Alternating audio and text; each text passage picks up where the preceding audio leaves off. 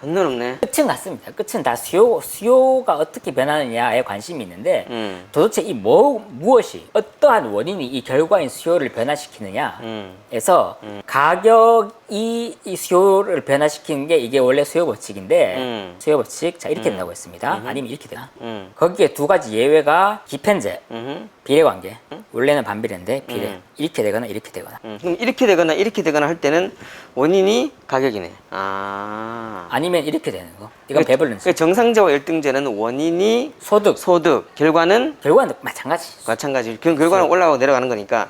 근데 기편제와 그다음에 그 배불런제는 원인이 가격이네. 맞습니다. 그래서 가격이 올라가면은 이제 물건 수요가 올라가잖아요. 그게 이제 배불런제입니다. 그게 인간의 심리가 포함되어 있다는 거잖아요. 과실적 소득. 근데 그 배불런제는 내가 보기에는 있는 사람도 없는 사람도 모두가 다 바라는 건가요? 내가 살 수 있는 여유가 없는데도 불구하고 굳이 돈을 모아가지고 그걸 사는 사람들을 많이 봤거든. 그게 이제 그런 겁니다. 이 베블런이라는 사람이 경제학에서 잘 다루지 않습니다. 왜 잘 다루지 않냐면은 이 미국 학자긴 한데 인간이 과시적 소비를 한다라고 했는데 사실은 이렇게 얘기했습니다. 인간이라기보다는 유한계급론이라는 얘기. 유한계급은 이제 레저 클래스라고 하는데 레저라는 건 우리가 흔히 말하는 즐긴다라는 그런 여가 그만큼의 여가가 되는 사람들을 얘기해요. 그런 사람들의 행태를 이제 베블론이 보니까 이 사람들은 왜 돈을 벌고 왜 소비를 하는지가 기존의 경제학으로는 설명이 잘 되지가 않는 겁니다. 기존의 경제학은 사람들이 자신의 효용을 극대화하기 위해서 그러니까 예를 들어서 내가 뭐 자녀도 교육도 시키고 뭐 그렇게 내가 뭐 돈이 생기면 맛있는 것도 좀 먹고 이렇게 그 효용이란 건 만족이라고 생각합니다. 이게 합리적 인간을 볼 때 말하는 거예요. 맞습니다.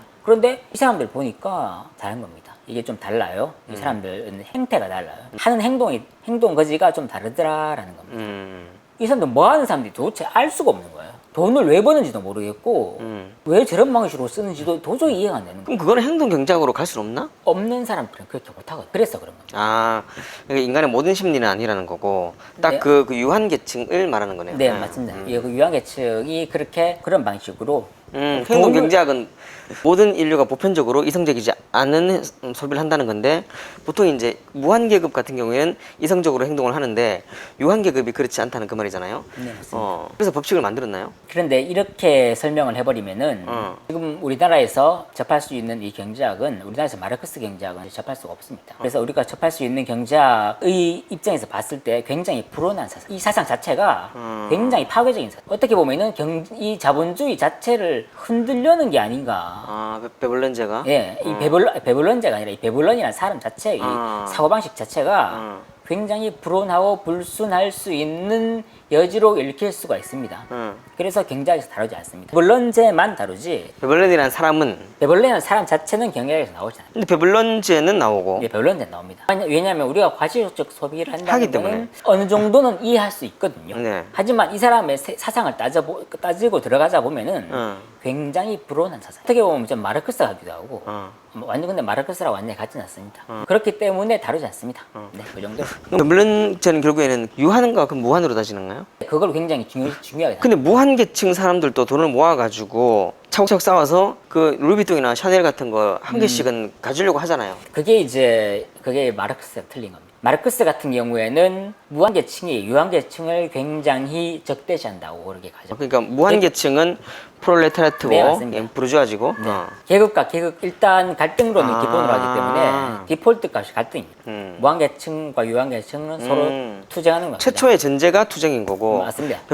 베블런은 무한계층이 유한계층을 조금 담고 싶다고 해야 되나 흉내내고 싶다고 해야 되나? 동경이네? 동경한다. 예, 맞습니다. 그러면은 그런 게 좀 있습니다. 그게 아비투스로 본다면 어떻게 되는 거예요? 브로디오도 그런 얘기를 했습니다. 결국에는 유한계층, 그 부르주아를 프롤레타리아트가 싸우면은 그건 마르크스니까 그건 날아가고 이 사람들을 동경해가지고 이 사람들의 위치가 품격이 돼버리면은 결국은 그 아비투스를 만드는 자들은 상위 5%다는 말이 그 말인 건가요? 어느 정도는 과시적 소비를 동경하고 따라가려고 한다. 그런 어떤 최상위 계층의 어떤 소비 그럼 행태를 최상위 계층들이 아비투스를 결정하게 되는 건가? 그 사람들의 그런 어떤 생활 양식. 근데 아비투스 같은 경우에는 쓰는 단 경제적인 문제는 아닙니다. 아비투스는 어떻게 보면은 7가지 자본인 중에서 경제 자본만 했으니까 네. 그것만 보면 그런 거고 나머지 6개 자본으로 본다면 문화 자본도 있고 뭐 어느 자본도 있고 그런 것들은 빼고 경제 자본으로 본다면은 네, 맞습니다. 결국은 상위 5%가 아비투스 결정하는 게 경제 자본에 한해서는 좀 맞아떨어질 수는 있겠네요. 네, 맞습니다. 결국에는 배불런제는 원인이 가격이고 결과가 올라가는 거고. 네, 맞습니다. 그럼 배불런제는 그러면 가격이 떨어지면은 어떻게 되는 거예요? 사람들이 자. 내가 독해에서 본 게 뭐냐면은 그 부르주아라는 유한 계층 네. 그 사람들은 그 루이비통의 가격이 떨어지면은 옮긴대 안 사는 거야. 또 있겠네요. 샤넬로 옮기거나 샤넬의 가격이 떨어지면은 에르메스로 옮기거나 에르메스 가격이 떨어지면 자꾸 이제 그 높은 걸로 올라간다는 게 지문에서 내가 봤거든. 네, 그럴 수도 있겠네요. 네. 그 사람들은 차별하기 때문에 네, 맞습니다. 남들과 똑같아. 모두가 루이비통을 다 들고 다니면은 모두가 뭐 구찌를 다 들고 다니면은 자기들은 안 들고 다닌다 이렇게 되는 거야. 네. 가격이 떨어지는 물건에 대해서는 기피하게 된다. 네, 네, 그럴 수 있네요. 이게 최상으로만 계속 가려고 하는. 네, 맞습니다. 그래서 자꾸 아비투스를 위로 결정하려고 하는 그런 게 배블런제. 그럼 배블런제도 그럼 별로 어려운 거 없네. 없습니다. 자, 그리고 이제 기편제 들어가는데 와 기빨린다. 잠깐만 5분만 쉬었다 합시다. 네.